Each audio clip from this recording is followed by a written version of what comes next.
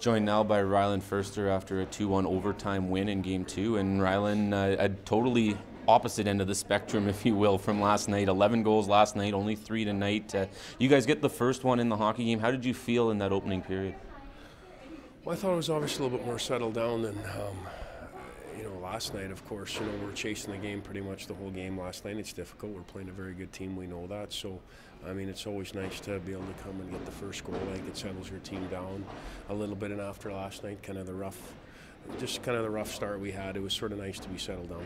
You talked about Quinn Foreman needing to find a little more ice for him in the hot series or in tonight's game, and you were able to do that in the first period, and he sets up Jonathan Desbiens, and a goal I didn't even realize was in. It was a little bit late on the goal light going on, but a very almost perfectly executed 2-on-1.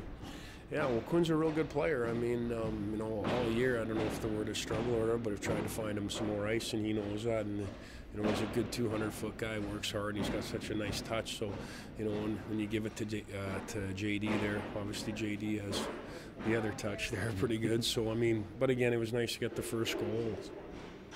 Matthew Greenfield rebounds again after last night's game, and you kind of figured that he would. 25 saves, first star effort, none bigger than that glove save he makes in the third period. I think it was 1-1 at the time to keep it that way. Yeah, well, I thought both goalies played really well tonight. I mean, last night, they probably didn't have their best nights, either of them. You got two, for me, all-star goalies there for sure, and I thought their guy made some real 10-bellers there. I thought we had a couple good looks on our power play, and he made some great saves for him. And again, we know they're a very good team, and they've got great goaltending to go along with it.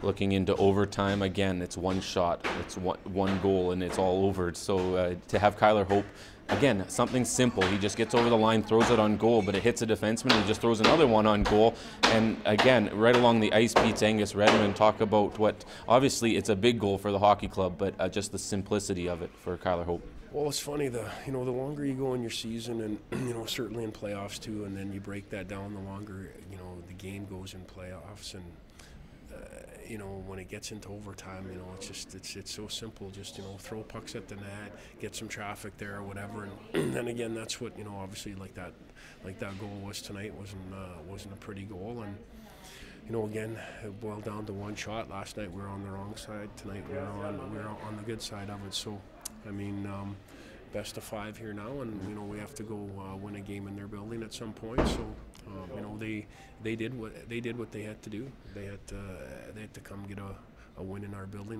which they did. So, advantage them on our. Speaking of the best of 5, you're headed to a building that holds a special place in your heart as well. Starting your career there with the Silverbacks when they started up. Again, what will Game 3 be like for you heading into that building? Well, it is a special place. I was there for 7 years, and of course my daughters are there, and it'll be fun. Hopefully they're able to attend the game. Rylan, thanks for this. We'll talk on Monday. Thanks, my pleasure. Joined now by first star Matthew Greenfield after a 2-1 win. And Matthew, again, after last night, a lot of people wondering where that came from. 11 goals in that hockey game, sort of back and forth between two top-end goaltenders. And it sort of seemed that both you and Angus Redmond really wanted to show that you could bounce back after that one. Yeah, absolutely. I mean, anytime you give up 6 goals, it's never fun, and you feel bad, and you feel like you let the boys down. So I know for myself, I want to come back and give them a better effort tonight. That you did as you pick up first star honors, 25 saves on the night. Talk about the feeling of that hockey game. You guys get a goal in the first period, but again, it was a tight checking game throughout. The shot totals almost half of what they were last night. I guess definitely two different ends of the spectrum.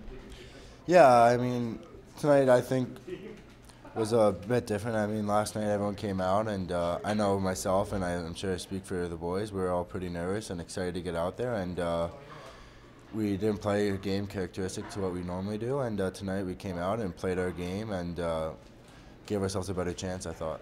I don't have a monitor in front of me to show the save I'm talking about, but that play in the third period, you come across, you flash the glove on a big 2-on-1 sort of play. What was going through your mind when that play was sort of setting up there?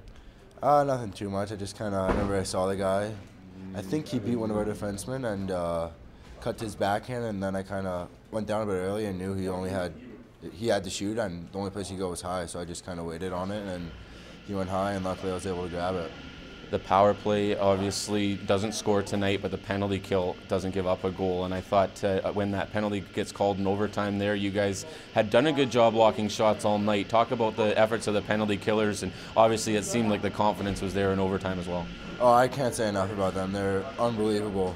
The forwards blocking shots, D clearing pucks, clearing guys out of the way. Our penalty kill is something special, and the boys in front of me just do an unbelievable job.